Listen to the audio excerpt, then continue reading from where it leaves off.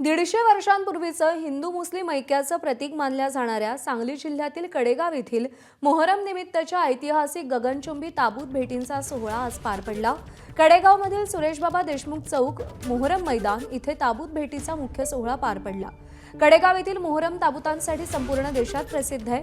मागच्या 150 वर्षांपासून कडेगावमध्ये मोहरम निमित्त ताबूत भेटीच्या या सोहळ्याची परंपरा आजही जोपासली जाते। या सोहळ्यामध्ये एकूण 14 ताबूत असतात, ज्यामध्ये हिंदू समाजाचे 7 आणि मुस्लिम समाजाचे 7 ताबूत असतात। हा सोहळा पाहण्यासाठी हजारो भाविकांनी कडेगावमध्ये उपस्थिती लावली होती।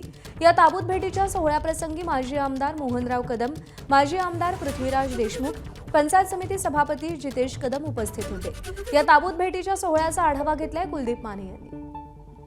हिंदू मुस्लिम ऐक्याची गेल्या 150 वर्षाहून अधिक वर्षाची परंपरा असलेल्या सांगली जिल्ह्यातील कडेगाव येथील हिंदू मुस्लिम ऐक्याचा मोहरम निमित्त जो ताबूत भेटीचा जो सोहळा आहे तो सोहळा आता कडेगाव मध्ये पार पडतोय।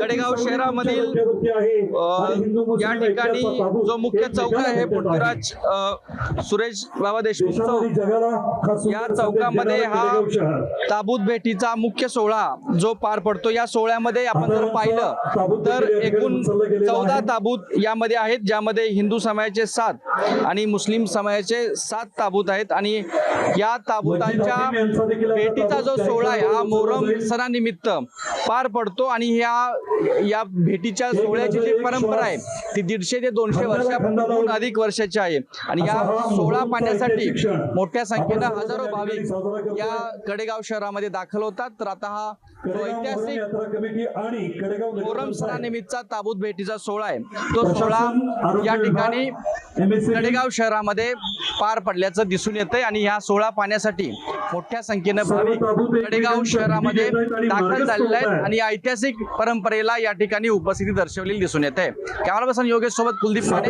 एबीपी माझा, कडेगाव।